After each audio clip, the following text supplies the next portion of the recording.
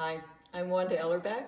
It is January 26, 2024, and this movie is for Elevation Gallery, the Noctalgia show coming up, opening February 17th. I guess I want to say that when the invitation came to participate in the Noctalgia show at Elevation Gallery, it seemed like a simple theme at first, the idea that modern astronomers have developed this word Noctalgia as a way of talking about the loss that occurs when you cannot see stars that you've been able to see before because of space junk and so much light being reflected into the darkness. But it was a total metaphor for human losses and different kinds of loss on many different levels.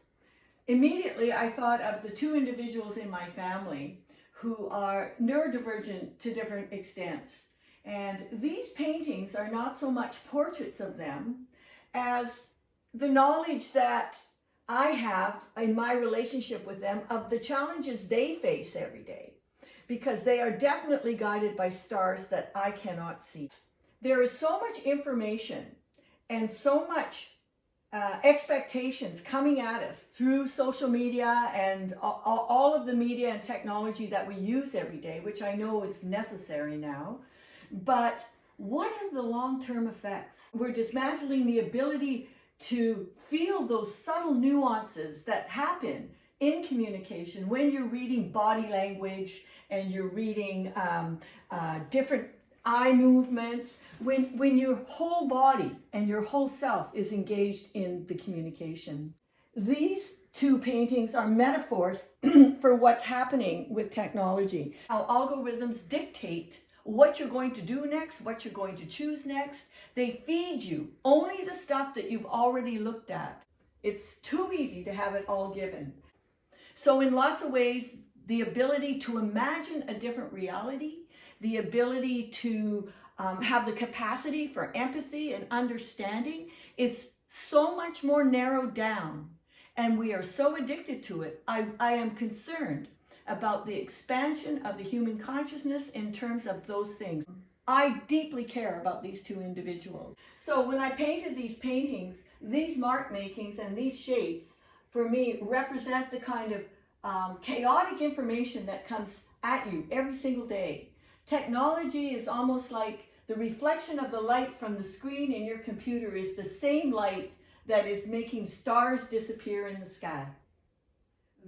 This kind of mark making here and this kind of mark making here moves in and out of the figure and in and out of the dark space. So it ends up sitting up front, and the dark space could be like any kind of other space than where we live in our contemporary world. The marks I've been making on these two paintings carry for me an interest because they juxtapose a kind of abstraction, a way of talking about media and information with the figure in the background. They totally point to the idea of the overcrowding of information. So I wrote a poem, and it was called Myself as a Falling Star, and I wrote it in 2015. And it's so odd how a sculpture from a long time ago and new material and a poem could come together all at once in 2024. So these sculptures are interesting to me because they're bronze and recycled safety glass. And I've had this glass for a long time in a big bucket. You know how artists are, they keep all that stuff. And the bronzes were made a number of years ago as part of an installation. And I've always wanted to do something with them. They are actually bronze casts of my neck and stop just below the nose. It's interesting to me how what something means grows as you make it and after when you look at it. For me, this part made out of safety glass is like the fragility and the strength of consciousness.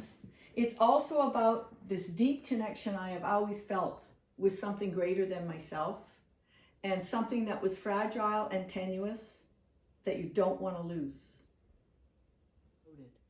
I had been a star, caught gazing in your eye with the knowing of being here presently. I laid my bets with the historians, thinking they would explain the long white beards. Not one of them got it right. I collapsed into my path, each step deeper than the one before, until I was stepping on the core of the earth. Only my hair was visible on the surface. Rocks moved, dirt flew, while my hands steeped in stories the length of tomorrow.